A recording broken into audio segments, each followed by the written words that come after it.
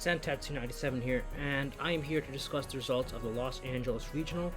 And I'm going to be breaking this down into two parts. I'm going to be discussing the restricted Pokemon and the non-restricted Pokemon, as well as the teams which did well in top 8, and what I think about each of them. So let's get started. So I'm going to get started with the top 8, just a quick overview and analysis. So Montana Mott won the tournament using Calyrex Shadow Rider, and pretty solid balance team with Tornadus, Urshifu Rapid Strike, with Focus Sash, double Fake Out with Rillaboom and Incineroar, standard Incineroar, pretty standard Rillaboom set. Honestly, pretty standard all around. The only thing that was a bit different was mostly the Clefairy with the Terra Grass, and the Heal Pulse, no attacks. The spell tag on Calyrex Shadow was interesting, but yeah, overall, I think this is a very interesting tournament because in the beginning of Regulation G, no one expected Miraidon to do so good, and then it did insanely well. And then nobody expected Zamazenta to do good, and then did insanely well. And now it's like Calyrex Shadow, the Pokemon which people did expect to do insanely well, now it finally has its big win. And it's really interesting too because if you look at the VGC data for most popular Pokemon in Day 1, Day 2, restricted, Calyrex Shadow was not in the top 5 in Day 1, and in Day 2 it was also not in the top 5. So, and Zamazenta was in the top 5. So Zamazenta was definitely more used, but I feel like this time, people were more prepared for Zamazenta, and the interesting thing about this restricted format is I feel like every restricted has its hard counter, or counters. So, like, for example, Calyrex Ice does pretty bad into Zamazenta Crowned, in my opinion, because you have to really get through that defensive layer, and it's really hard for Cali Ice to break through with its high horsepowers and close combats, and just defensively, it's an absolute nightmare. Zamazenta Crown is good into Cali Ice, but it sucks into Pokemon like Ho-Oh, and it sucks into Calyrex Shadow Rider. Because the thing is, unless you have a Pelipper with good supports, like let's see how many, like a Zamazenta team, like here, like Michael Zhang's team, for example. You don't really have a wide guard support here, so if you fought something like a Calyrex Shadow Rider, yeah, you would have like Chandelure to deal Shadow Ball and Dark Pulse with and Tailwind support, I believe, with or no Tailwind support, just like Dark Pulse and or Fiery Wrath and Foul Play from Moltres Galar. But the thing is, that Calyrex Shadow Rider will get set up with a +2 Terra Fairy, and now it threatens this. It threatens this. You threaten Ghost with this. You threaten Assault Vest Rillaboom. Helping Hand is really good. Trick Room is there. So like there's a lot of things you can do, and like that Zamazenta is not doing that much to Cali Shadow Rider.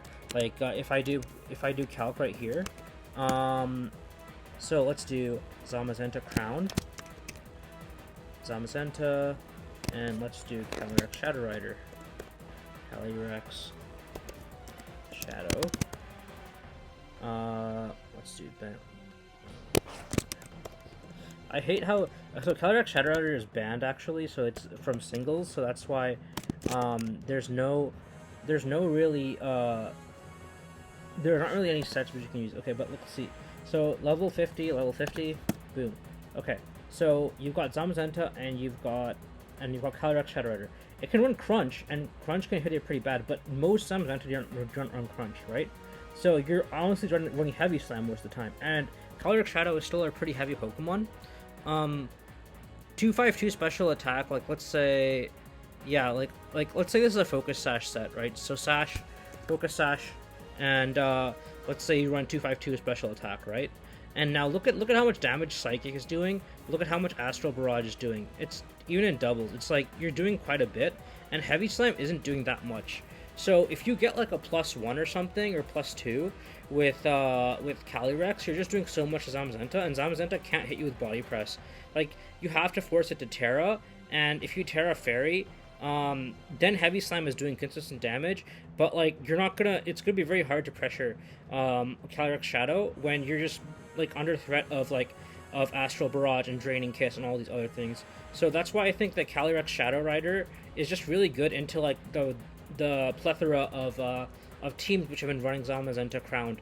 And the other Pokemon we see missing from this spread is Miraidon.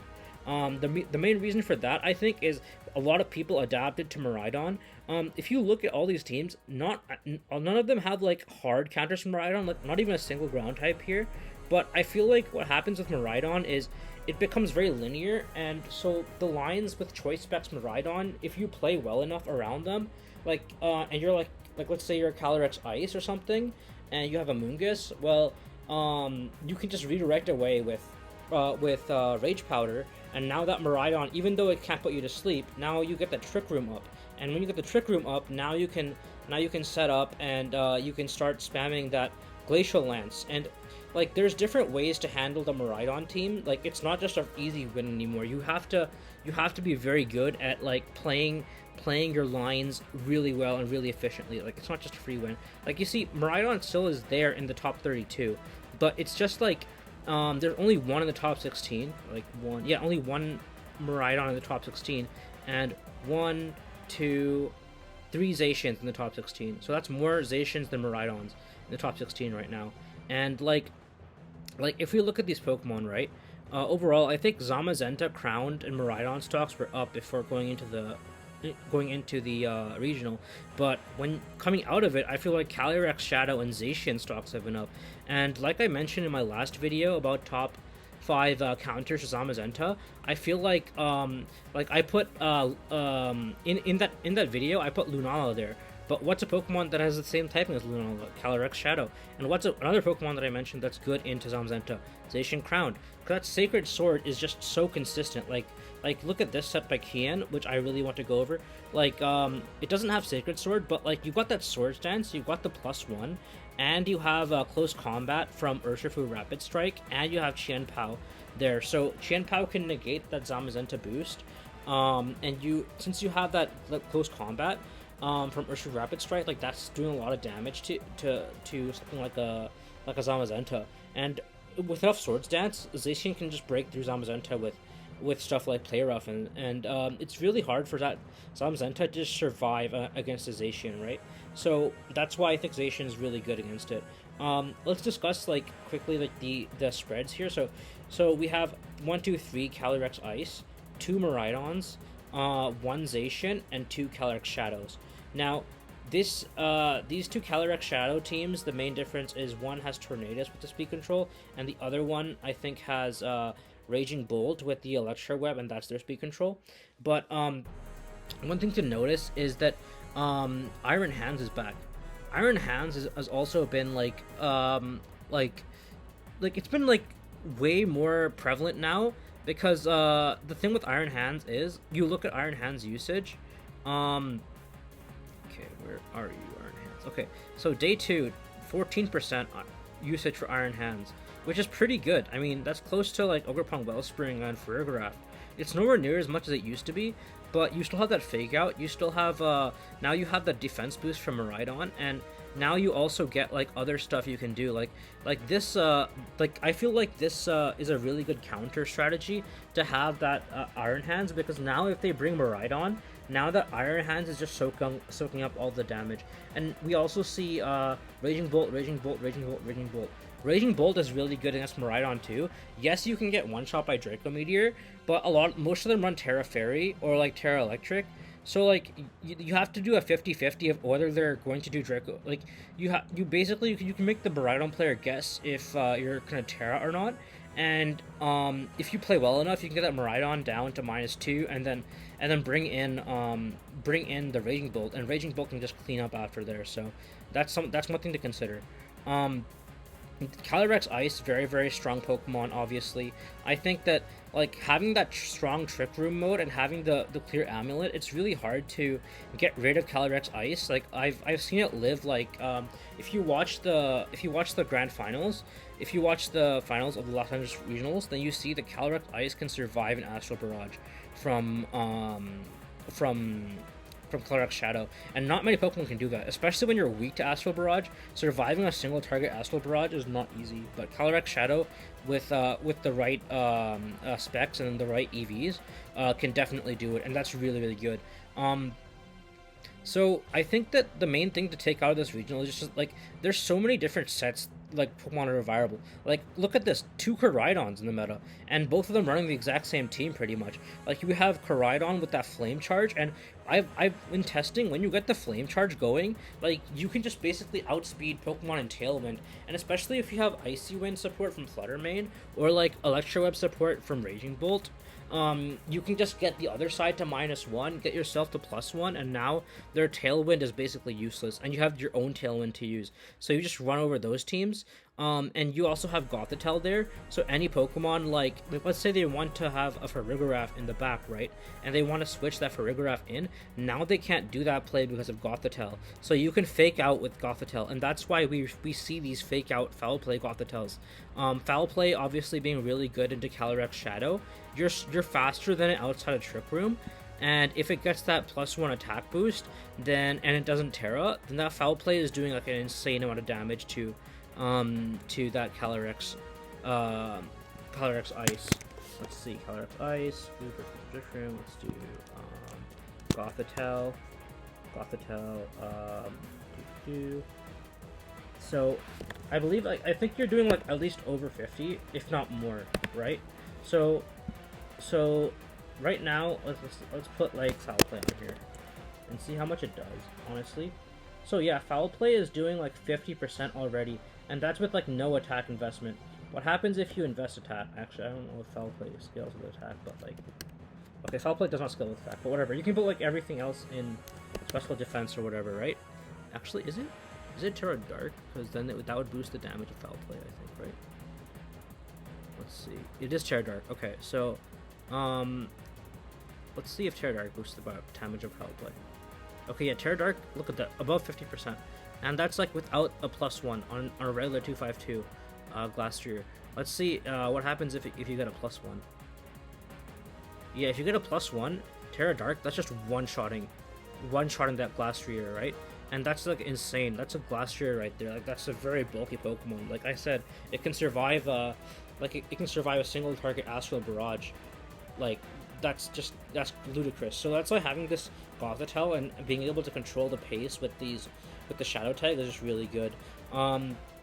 Amoonguss coming back into the meta is really interesting as well, because we see Amoonguss with running like its standard set with Spore, Pollen Puff, and Rage Powder. Terra Fairy probably covers for that Urshifu Dark weakness, and it covers for like a pretty neutral Terra that's not weak into like something like Rillaboom or Incineroar, or like you can't just double up with like Flare Blitz and Woodhammer like into a Terra Water Amoonguss. You could do that, but you can't do that anymore, right? So that's really interesting. Yeah, with I want to talk quickly about the Los Angeles non-restrictors. Okay, so right now we see a resurgence of Urshifu, right? Urshifu is really good, but now we see that Urshifu and Rillaboom being paired together is really good. Like 4 out of the top 8 teams had the Urshifu Rillaboom, and like 1, 2. Like, and the Urshifu Incineroar, or I meant the Rillaboom Incineroar pair is really good. Like, look at this. Like, Rillaboom Incineroar, Rillaboom Incineroar, Rillaboom Incineroar. So having that double fake out plus pivot is really good. And you see that, like, Chi-Yu has also made the return back into the meta as well. So now we see that, like, Chi-Yu is a Pokemon that, like, since Heatran is no longer in the meta, we see that Dark Pulse is really good. Choice Scarf sets are back. And now you can boost yourself with Koraidon's Orichalcum Pulse, get that Heat Wave. I've even seen like Burning Jealousies running around, and it's just really solid into like any like it can outspeed Pokemon like Miraidon, hit it with Dark Pulse, outspeed and hit like stuff like Zamazenta too. Like if you don't have this team doesn't have a really hard Zamazenta counter, but since you have Chi-Yu, it just deals with Zamazenta there, right? And Goldingo deals with Zamazenta, right? Like all these teams have some mode into Zamazenta. In this one, you can just copy the Zamazenta's boost. This one you've got Calyrex Shadow. This one's got Zacian. So every single one of these teams has something to do with Zamazenta, and I feel like they also have something to do with Miraidon too. Like with these two teams, they can outspeed Miraidon and hit with Dark Pulse or Moonblast, right? With these teams, Rillaboom can just use Rillaboom, right? Rillaboom can cancel out that electric terrain, and played well, you can just really neuter that Koraidon with like Rillaboom plus Raging Bolt. You can click Snarl with it, and now that Miraidon's at like -1 with no electric terrain, or like even like Thunderclap, like you're taking advantage of electric terrain too. So there's different things you can do. Um, yeah, so I've been rambling a bit, but yeah, basically I think that like it's really interesting. No Terapagos in top 8, no Miraidon in top 8, no Zamazenta in top 8. So the meta has been evolving quite a bit, because I feel like this is a really diverse move pool of teams. Like these are both like off meta. This is extremely off meta, the Ditto team, and this is off meta too. So we have like 4 teams in top 8 that are off meta, and then like 2 teams which are kind of like more meta. This team is meta, this team is pretty meta as well. So like only 2 or 3 teams that are like really super meta. So I think that's really interesting, and I'm excited to see what it's going to develop for Worlds and an AIC. So yeah, a lot of Miraidon. Like I've seen a lot more Miraidon in top 32, like Miraidon, a lot of Miraidon. But I think that like for sure going forward, Miraidon's gonna get like it's gonna be a Pokemon which you have to be prepared for, obviously, but it's definitely a Pokemon that's gonna be like not as easy to use as before, because like people are figuring out ways and lines to Miraidon. It's not just like a one-trick pony anymore that you can use the same way. So that's something you have to be really careful about. I'm really excited to see Lunala, Ho-Ho, and some of these more defensive legendaries come up again and again. And I'm hoping to see them do really well at a tournament or something. But so far that hasn't happened yet. They haven't had their big breakout performance. Like Terapagos is probably the most defensive legendary that's done really well so far. Like let's look at this team.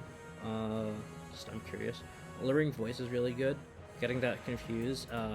Terra Starstorm, Meteor Beam, interesting. Gets the trick. Yeah, so this one like sets up the trick room and gets the running that way. Yeah, I feel like a lot of the format's been really good.